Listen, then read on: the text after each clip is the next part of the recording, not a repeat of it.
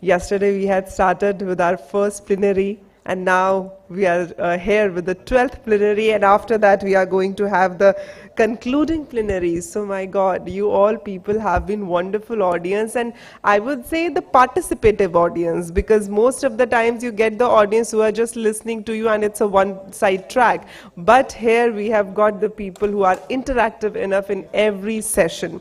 So now we are here with the plenary 12, and it is about agro-ecosystem and biodiversity, pathways for a greener tomorrow. So here we have got our panelists and the moderator over here, so I would like to invite them on the stage. Firstly, please join me in welcoming on the dais the moderator of this session, Ms. Archana Chatterjee, Program Manager, IUCN India, New Delhi. I invite you on the stage, ma'am. Please put your hands together for her. Ms. Archana Chatterjee. Welcome, ma'am. And as a keynote speaker in this session, we have with us the Director General of International Big Cat Alliance, New Delhi, Dr. S.P. Yadav. Please put your hands together for his welcome on the stage. Amongst the eminent panelists, we have Mr. Benoit Theo, Director and Consultant, IGA Pura Initiatives Climate France. Please put your hands together for him. Mr. Benoit, I request you to please come on the stage. Also, I would like to invite on the dais Mr. Nandau Tenkau Muller, Acting CEO, Kemit Ecology and active member of Initiatives Climate Network, Cameroon. Please put your hands together for him. I welcome you on the stage. Also, join me in welcoming on the dais the Chief Thematic Program Executive of BAIF, Mr. Yogesh Sawant. Please put your hands together for him as I invite him on the stage.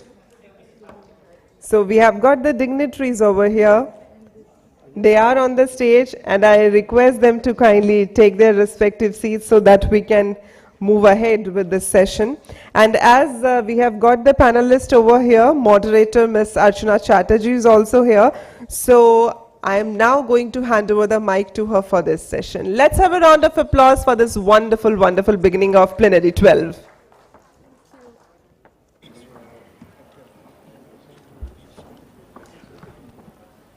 Thank you so much, and first of all I would like to thank Mobius Foundation for giving this opportunity to me and to IUCN.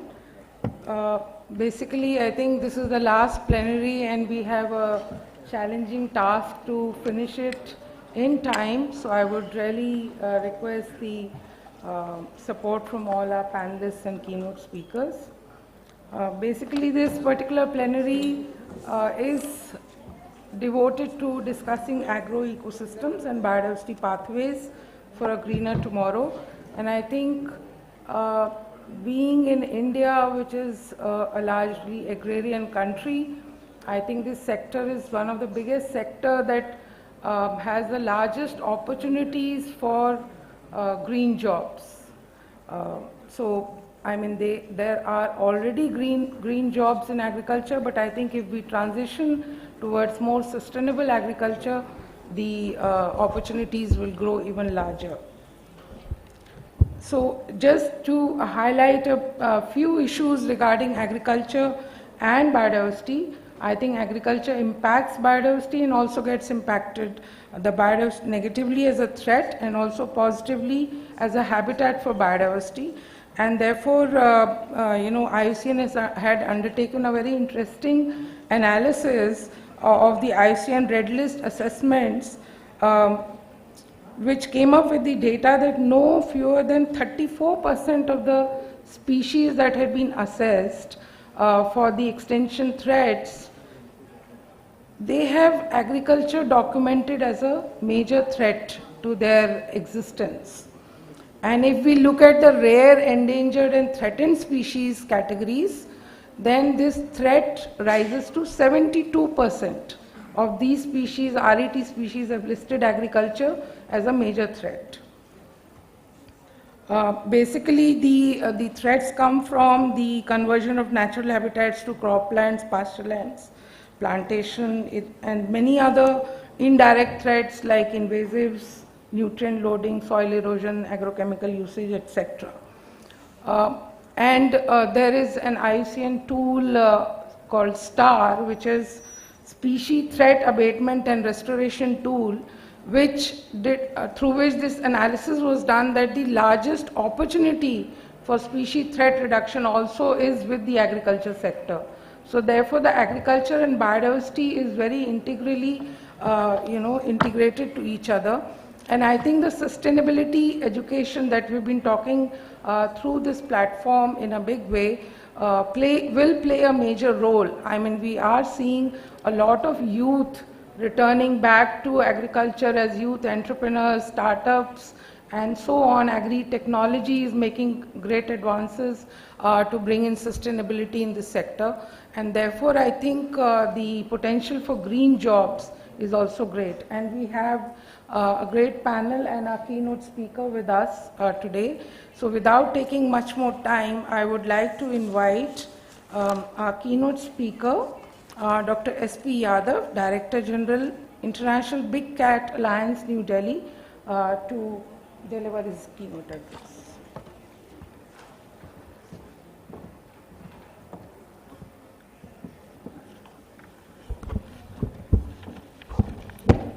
Thank you, Archana ji. Good evening. Moderator of the session, distinguished panelists, ladies and gentlemen. At the outset, I would like to compliment Mobius Foundation for organizing the 7th International Conference on Sustainability Education, which is vital and right step towards empowering minds in shaping a more sustainable future. In recent years, the global conversation around environmental sustainability has gained significant momentum, urging communities, governments, and organizations to prioritize the health of our ecosystem. Launching a mission life by the Government of India was a milestone in this regard. Agro-ecosystems and management of agriscapes constitute a vital part of this dialogue. These systems are not only crucial for food production, but also play an essential role in preserving biodiversity, a cornerstone of ecological health. Agro-ecosystems are complex ecosystems managed by humans that can either support or hinder biodiversity through agricultural practices. By implementing sustainable methods, we can promote better land management while preserving the multitude of species that share our planet. Proper management of these areas align not only with the national conservation strategies, but also with the international initiatives, such as the mandates of the International Big Cat Alliance. The Alliance emphasizes on protecting big cats and their habitats, which are often threatened by agricultural expansion and land degradation. Sustainable ecosystems thrive on efficient land use practices that respect the intricate balance of nature. This involves adopting techniques such as crop rotation, agroforestry, organic farming, or natural or chemical-free farming, which enhances soil productivity and improves biodiversity. By fostering various ecosystems, we encourage beneficial organisms such as pollinators and predatory insects that contribute to a more resilient agricultural environment. These practices not only help in combating climate change, but also create habitats for diverse area of wildlife. The role of government policies in nurturing biodiversity with agro-ecosystems cannot be overstated. National frameworks already focus on incentivizing farmers to adopt sustainable agricultural practices. For instance, subsidies for organic farming, funding for conservation initiatives, and education about biodiversity's benefit lay a solid foundation for a greener future. The intersection of agriculture and conservation is particularly critical in regions where biodiversity hotspots are at risk due to expanding agricultural activities. Sustainable agroecosystems can complement conservation efforts by integrating wildlife-friendly farming techniques that benefit both agriculture and local ecosystems. This approach not only reduces the pressure on natural habitats, but also enhances the livelihoods of rural communities that depend on agriculture for their sustenance. Public awareness and engagement play a crucial role in this endeavor. Education campaigns that highlight the importance of biodiversity, its connection to agricultural practices, can empower citizens to make informed food choices, support local farmers, and advocate for sustainable policies. Community-led initiatives can foster a culture of conservation where local stakeholders actively participate in preserving their natural environment while pursuing farming. Study of agro-ecosystems, their biodiversity and trends of ecosystem services in order to design suitable ecosystem-based interventions to promote crop productivity for ensuring sustainability of various ecosystems would be an important way forward. In agriscapes, there are issues of abandoned field as well. The reasons are many, like soil degradation, salinity, high input costs, migration of labor shortage, shrinking of profits, and policy gaps.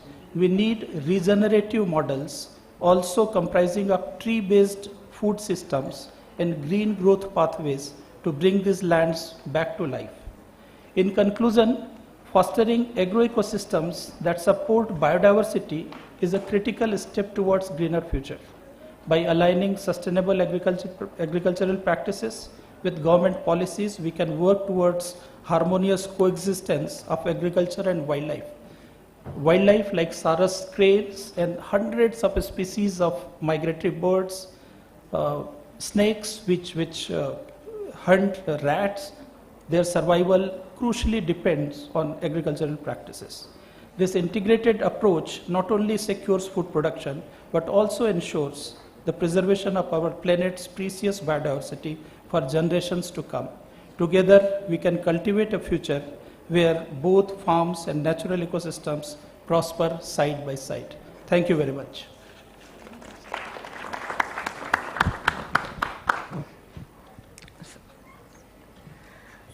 Thank you so much, Dr. Yadav, and especially for maintaining the time. Thank you so much for your comments, introductory comments about this topic. And you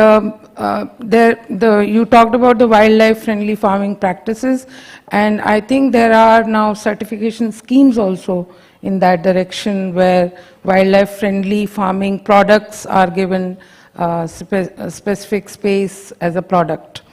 And attract good prices. Now moving on to our panelists, we would like to, them to share their perspectives and experiences on the role of agroecosystems and biodiversity conservation for green job opportunities. And I would like to invite Mr. Benoit for starting.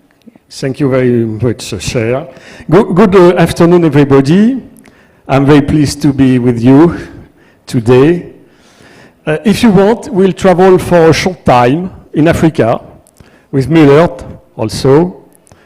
First, I would like to give you a very short overview of Initiative Climat, Climate Initiative in English. In French, it is Initiative Climat. Initiative Climat is a network of stakeholders, mainly green entrepreneurs from French-speaking African countries. It is a South-South cooperation program identified as an innovative project by the United Nations Office for South-South Cooperation. The network aims to raise awareness of climate change and strengthen the capacity of green entrepreneurs who are working to adapt to the negative effects of climate change. Green entrepreneurs in the network are organized in thematic clusters. One of these clusters is the African Agroecology Clusters, which I will now present, and Müller from Cameroon will speak about another cluster.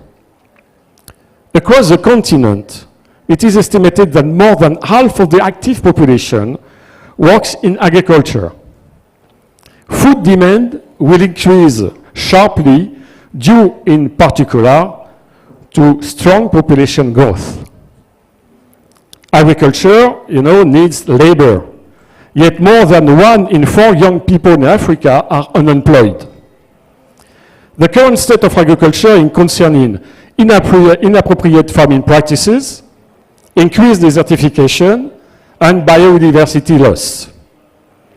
To address these challenges, more sustainable farming practices need to be adopted, such as sustainable land management, integrated soil fertility, and agroecology. I would like to present shortly one of our programs, the agroecological eco-farms.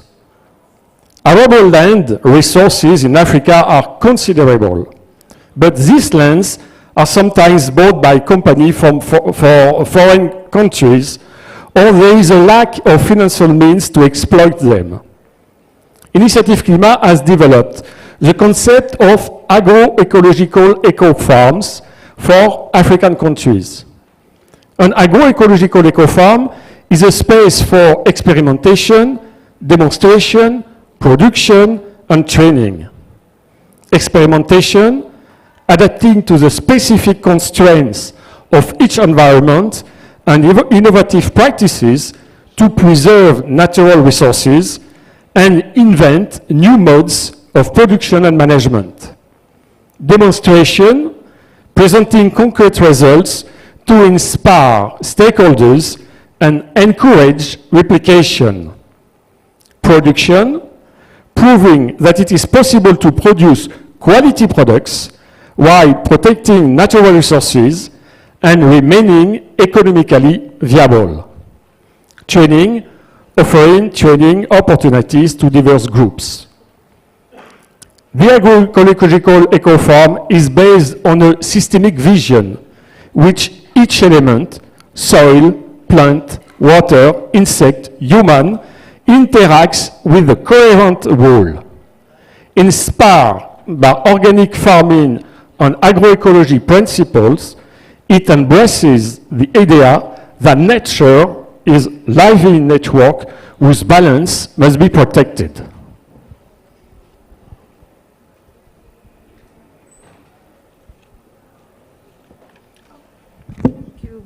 Thank you for your opening comments and the introduction to the agroecology-based eco-farms and the kind of activities you undertake, and I'm sure it's leading to more and more green jobs. I would now like to invite Mr. Nandu to share his perspectives. Thank you, Madam Arshana. Good afternoon to everyone.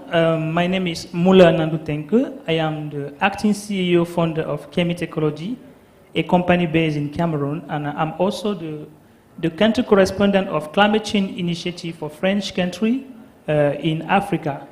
I'm also doing a research in PhD in ecology, biodiversity, and environment. So this is a very good topic for me. And I want to thank the Mobius Foundation for associating me in this such important debate.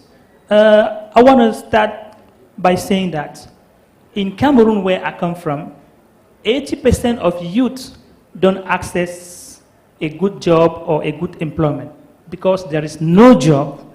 There is no job. And youth are about, let me say, 25 million in my country. And when I arrived here in India, I take a look for the data, and I discovered that India has about 1.5 billion inhabitants, and amongst them, 60% are youths. And I also look about the data of India, and I discovered that more than 36% of youths don't access a good job. More than 36% youth in India don't access a good job. And when we talk about agro-ecosystem biodiversity for a greener tomorrow, it means that it is youth who has to take the lead, change their mindset on what has been doing since 50, 60, or 70 years and involve themselves in sustainable job. And what is the sustainable job? It's only agroecology. Agroecology is a new way to produce crop that would feed 2 billion Indians by 2050. India will be 2 billion inhabitants by 2050. And the country cannot expand territorially. So you have a small land space, but you will multiply times 40. And you will need youth that you are today to engage yourself in a way of production that will be sustainable to preserve the biodiversity, plant, animal, forest, wetland, and so on. Then it's only agroecology that you involve in that will provide you that will help you to attain this objective. So agroecology is a new way of production that will help youth of India, youth of Africa to employ themselves sustainably and then not destroy their environment and feed the world. So it is very important to involve in agroecosystem to preserve our future, to preserve our environment. And one of the key skills that you can use to involve in is to train yourself in circular economy, how to produce biochar, how to produce eco-friendly charcoal. I also took a look at the data and I discovered that India is producing 78 million of tons of waste every year. 78 million tons of waste every year. And more than 40% of this waste is not recycled. And it is contributing to greenhouse gas and climate change. And there is no job for 36% of youth. So you need to involve in the new way of producing. You need to train yourself in agroecology, biodiversity, and supply yourself. So it's what I can say for now. Thank you. Thank you. Thank you for some of those thoughts for the India youth. I would now like to invite Mr. Yogesh Sawant, Chief Thematic Program Executive, BIF, to share. BIF has been doing some excellent work in this field, so we would love to hear from you.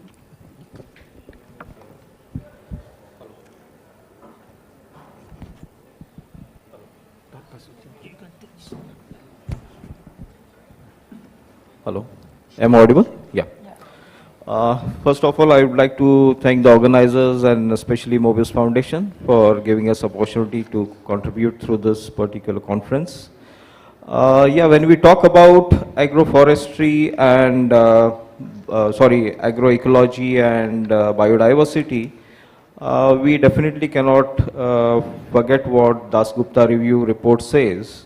So the report clearly defines that our economies are embedded into the biosphere, and a healthy biosphere is an essential part for a healthy economy, and a healthy economy will only generate good jobs, especially green jobs.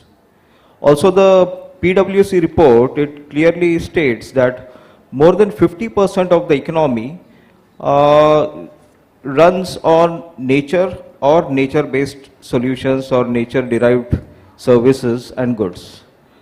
And when we talk about biodiversity and agroecology, we cannot forget agriculture, because agriculture is completely dependent on these two initiatives. And however, we see that during the recent years, due to n number of reasons like changing land use patterns from like forest lands or grasslands getting converted into agricultural lands, although it leads to a short-term gain in terms of agriculture production, but in the long term we are actually losing a lot of from the agro-ecosystem services that those lands were offering. Similarly, various practices like monocropping, increasing monocropping, or increasing use of agrochemicals, or the pattern in which the soils are managed, all these are leading to increasing greenhouse gas emissions from agriculture and eventually contributing to loss of biodiversity and agrobiodiversity. And eventually what we see is the impact of this loss on agriculture is increase in the cost of production for the farmers. Secondly, the reduction in the productivity. Several areas we are seeing that the productivities are going down in agriculture. And all this is leading to lesser returns from agriculture. eventually it is resulting in lesser jobs or lesser livelihoods in the rural areas. And then that is creating pressure on the urban areas due to migration. So there's a need to get out of that poverty, out of that nexus. And eventually there are several solutions that have been demonstrated in various pockets, in various areas. BIF is involved in demonstrating, piloting and scaling such initiatives, mainly promoting rural livelihoods through sustainable practices in agriculture and allied fields. Some of these include like nature-based solutions for agriculture, practices like organic farming, agroforestry has great potential, circularities in the agriculture system, integrated farming systems, all these have solutions, better soil management practices that will eventually improve the soil productivity by improving the soil microflora and the soil carbon. So all these initiatives have been piloted and demonstrated. Statistics show that agroforestry alone has great potential in changing this scenario. ICSE reports shows that agroforestry can lead to increase in farm production and farm returns by 30%. Our experience shows that it can be multifold, even 100%, 200% can be the increase in income for small and marginal landholders. Similarly, the World Bank reports shows that agroforestry alone can generate almost 1.5 million jobs in India. NABARD study shows that there is increasing demand for agroforestry based products. By 2030, it is speculated that there will be increase in demand up to 1.58 trillion rupees from agroforestry products. So there are these initiatives which have solutions. So I would like to share some of these solutions and experiences that we have, maybe later. Thank you, sir. So that's a very good first round of your reflections, and I would also like to come back to Dr. Yadav, that you have worked in this, the tiger conservation and protected areas conservation field for a very, very long time, and all these areas are mostly surrounded by agriculture, village inhabitations and all, and a lot of conflicts are also seen. The human-wildlife conflict is one of the major areas of concern. So would you like to share some reflections of best practices or any of your experiences? Thank you, Archanaji, for raising this issue. In fact, if you see, there are certain tiger reserves which are very close to human habitat. For example, Pilibhit Tiger Reserve in Uttar Pradesh, which is almost from all sides, it is surrounded by sugarcane farms. And for tigers, sugarcane fields are like their habitat. So that just to follow the herbivores like spotted deer, sambar and all, they come to graze in agricultural fields like sugarcane fields, and just behind them the tiger follows. And when sugarcane, especially when sugarcane harvesting takes place, we have seen number of times that leopard cubs and they are found there, and often there is a conflict with tigers and all. Because so here, to support biodiversity conservation, because tiger is an apex predator, it's an umbrella species, it helps in maintaining the ecological balance, and by saving tigers we save a large area of habitat which gives enormous n numbers of ecosystem services. Like for example, for more than 600 sweet water streams and rivers, either they originate from tiger reserves or they have their broad catchment in tiger reserves. So for water security of the country, you need to protect the tiger habitat. So the agricultural practices which support the conservation of these kind of animals, that would help. Like simply changing the cropping system in adjoining areas. In place of sugarcane, if other cash crops can be grown which do not provide shelter or they are not available for grazing to these animals, that will support. Another example I will give, that the Great Indian Bustard, which is hardly 150 great Indian bustards are surviving in Rajasthan landscape. And one of the major factors for decimation of this population is lack of insects. Lack of insects in agricultural field. And why there is a lack of insects? Because of heavy use of pesticides. And another example which I said in my keynote speech is Sarus cranes, which are found in paddy fields and all. So the farmers believe that these Sarus cranes are indicator of their prosperity. So they lay eggs in paddy fields. If the farmers destroy or eat or something like that, they do not protect. So survival of Sarus cranes is, and Sarus cranes, they help farmers because they eat insects. So similarly, there are hundreds of migratory species and they are non-poisonous and all that snakes which survive in this agro-ecosystem. So we need to protect, we need to keep in mind the conservation of biodiversity and these animals in agri-landscapes as well. Thank you. Thank you, sir. And I think this insights also need to follow into the agricultural colleges and institutions so that, we have this education, sustainability education built into their curriculum. Benoit, we would like to hear from you also about, you talked about the Eco Farms initiative. So how is this also spurring maybe green job growth for youth in your country or your area of work? Thank you. I would like to submit some recommendation we shared before with the green entrepreneurs of our network. According to the Food and Agriculture Organization, nearly 80% of the food production in Africa comes from family farming. However, agriculture is often neglected by young people. It is therefore necessary to make agriculture attractive to young people by offering them decent employment conditions, good living conditions in rural areas, and viable income-generating opportunities.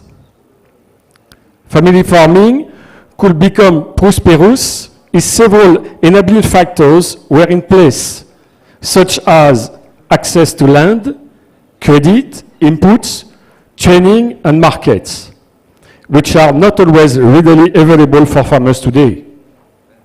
Access to land, facilitating access to land is essential, which requires structural changes that vary from country to country. Granted property rights appears to be a necessary condition for farmers to invest in sustainable agriculture. Access to credit. Credit is essential for farmers to pursue training, adopt innovative practices, and acquire equipment or necessary inputs. However, in Africa, specialized agricultural banks remain scarce, and those that do exist often impose high interest rates. Access to inputs, strengthening farmers' capacity to produce their own inputs, whether fertilizer or seeds, will not only improve access, but also reinforce their autonomy. Access to training, it is also important to integrate young farmers into exchanges networks so they can benefit from the expertise of more experienced practitioners. Agroecological methods help preserve soil fertility and gradually adapt to climate change. Training curricula must be redesigned with a strong emphasis on practical learning. Access to markets, it is essential that agricultural products be sold under fair conditions with prices that properly remunerate producers. However, remain complex at the local, national, and international level. The development of short supply chains is a promising solution to this challenge. Finally, given the urgency of transforming agricultural system, it is vital to strengthen the exchange of knowledge and practices among countries of the Global South. South-South cooperation can significantly accelerate progress and improve efficiency. We hope that, following this conference, partnerships will be established between India and Africa. Thank you. Thank you so much for those recommendations. And I think in the agri sector and the transformation that needs to happen, the upskilling and reskilling of the youth and the other people who are engaged in this sector is very, very important and will really open up a lot of green jobs prospects. We would like to hear some recommendations from you, sir. Okay, thank you. According from recommendation, the first one is our various governments should revise their agricultural action plan to include agroecology has a good percentage, maybe 35 or 40%, even in India or in Africa, and allocate resources, technical, financial resources for that, to stimulate among the youths to involve themselves in the agroecology and biodiversity. Second of all, I think that another recommendation is to encourage private sector to help to create a massive incubator on agroecology and biodiversity, even renewable energy, where youth will learn to strengthen their skill and also to have maximum support to involve themselves in this pathway. And I can say finally that another recommendation is the transfer of technology. We have to look at what is working very well elsewhere and do the transfer of technology to improve our own way to manage agro-ecosystem and biodiversity. Thank you. Thank you. And Yogeshi, from you, one or two recommendations. Yeah, just before going ahead with the recommendations, I'll briefly share our experience about the agroforestry system that we have introduced. So basically, we started working with certain tribal communities in parts of Gujarat, wherein the challenge they were facing was there was just one crop cultivated during Kharif season, after which there was nothing being cultivated. They had to migrate in search of labor. And what we saw was there was vast degradation of lands, limited to 2 or 3 crops that were cultivated in the season. And then other biodiversity related problems and agro-ecosystem related problems were seen. So then in those areas we introduced agroforestry system which comprises of introducing a combination of fruit trees, around 50 to 60 fruit trees, and with border species of around 250 to 300 multi-purpose NTFP and forestry species, and with a lot of soil improvement, soil conservation practices, and involving a lot of intercropping and legume crops, which eventually what we see is the impact that was created in the next 4 to 5 years. There was increase in farm production, almost 50% to 100% increase in the farm production and the returns from that farm. Where there were 2 crops cultivated or 3 crops in the year, there were almost 8 to 9 crops. So that improved the resilience of the farmers. Also there was year-round cultivation and income that came from that farming system. And most importantly, due to the tree species and multiple crops, it also created a very good habitat for various insects, various birds, as well as reptiles, which further improved the ecosystem services that were offered by these organisms. And most importantly, all these agroforestry systems also help in carbon capture. So by and large, we have scaled up this initiative, which is popularly known as the Wadi program, with almost 2.4 lakh families, with 96,000 hectares brought under this Wadi system, multi-purpose tree species plantation system. And estimates indicate that almost 7 million tons of carbon is sequestered through these agroforestry systems. So this is a set example, very live example, which can be eventually scaled up. So my recommendations would be incentivize such practices like the Wadi system or other soil improvement or agro-system practices, which will improve in carbon capture as well as improve the biodiversity and improve farm productivity. Secondly, disincentivize practices that are detrimental to all these practices. Thirdly, there's a need for improvement in technology, investment on technology development front, which can be accessible to the farmers. And fourthly, I would say developing the human capital, because that is essential. So building all this into the curriculum at various levels, wherein ideas can come from the schools and colleges and universities to foster these initiatives.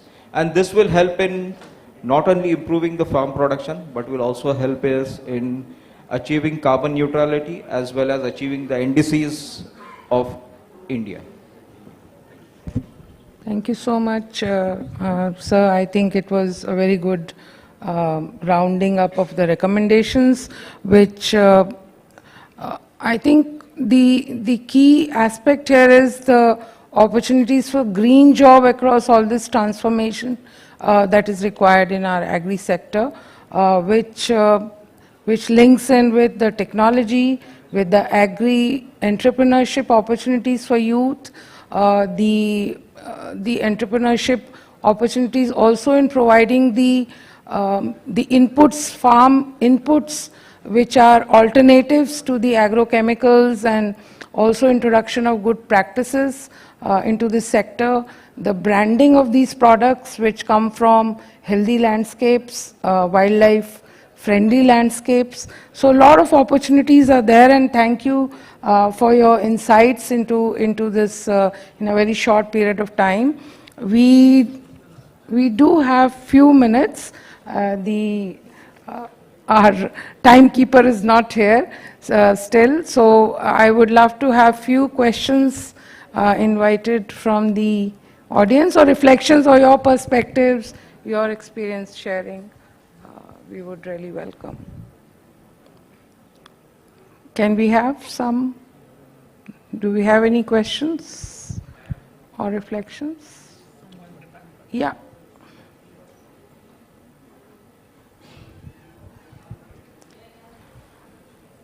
Please introduce yourself also. Yeah, hi. Hello, am I audible? Yes. My name is Amit Tiwari and I'm associated with Population Crisis, working along India and UK. My question is, what are some low-cost practices in farmer-friendly practices that's come both to improve crop yield and enhance biodiversity in agro-ecosystem? So what are some practices, if you can guide us on this point, like in a couple of minutes, if you can tell, because I have to make a note of it. I'm doing some documentary for that. Thank you. I think the panel has reflected, but if anyone would like to add, sir, you would like to? A bit emphasizing on that, what incentives in the real time, without hampering the farmer incomes, do we have some concrete things? Anything like Yes, the example I talked about, the agroforestry Wadi-based system I talked about. So this is one initiative when we have seen that $1 invested can repay up to almost $20 to $30 in terms of returns. So that is high return in the long term. And definitely overall it's a win-win situation, because the farmer, by integrating trees into the farming system, not only gets better returns, but also improves the resilience due to the multiple options he has, as well as improves the soils in the long term, which eventually increases the productivity of the land. Secondly, another practice is focus on soil improvement. Like in India, we have several cotton belts wherein even today, the waste of the cotton after harvest is usually burnt. Now that can be a very good resource for producing biochar, and replenishing the soils with that biochar will eventually help the soil carbon and eventually help the soil microflora and help improve the returns from that farmlands. So these are two examples that come to my mind immediately. Thank you very much. Benoit, would you like to share something on this?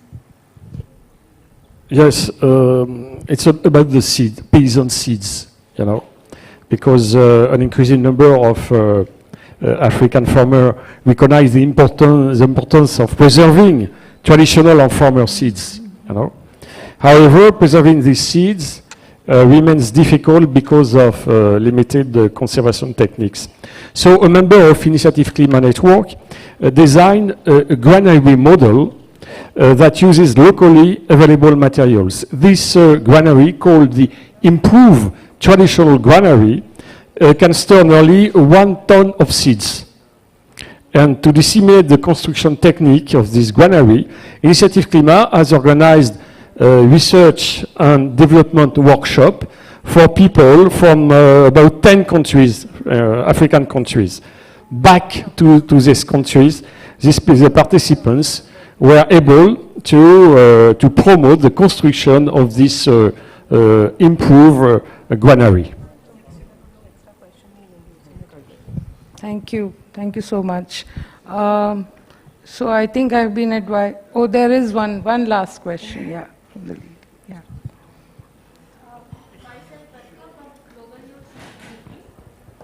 Maybe please have a mic over here. No problem, ma'am. We'll have the another mic for her. Yeah.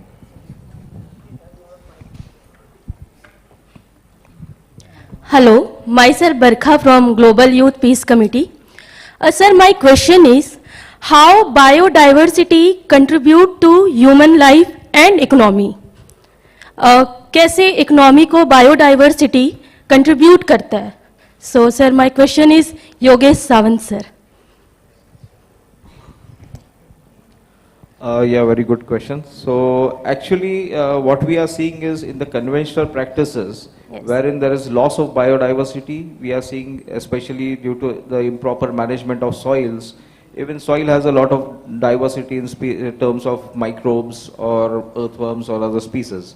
So due to excess use of chemicals, improper tillage practices, there's a huge loss of diversity in the soils, which is impacting in terms of availability of nutrients, impacting in increasing the pest related issues in crops, which is directly leading to increased cost of production for the farmers, as well as especially for the pest management, especially for the nutrient management, as well as we are seeing that there is decline in productivity of those soils.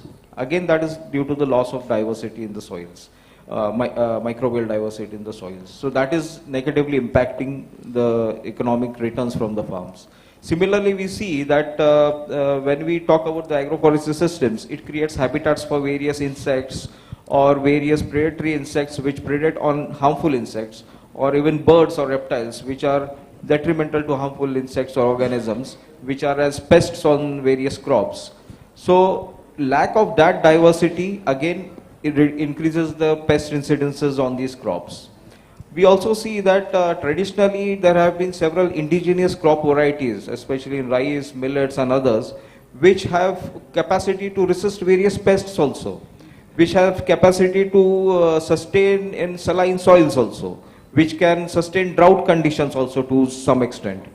But however, due to the loss of these crops, because there is increasing adoption of market-based specific varieties due to certain factors, but then the indigenous varieties are getting out of use. And then that loss of diversity is again impacting on increasing the cost of production for the farmers and reduced returns for the farmers.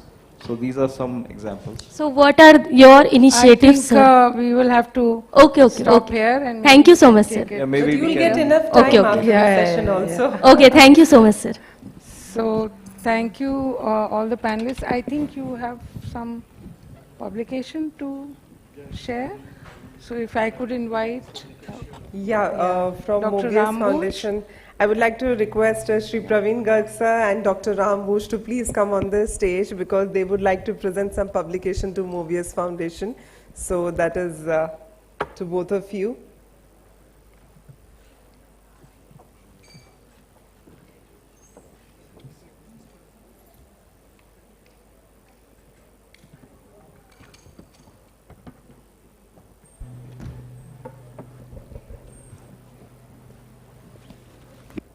The first one is about farmer seeds for better resilience to climate change.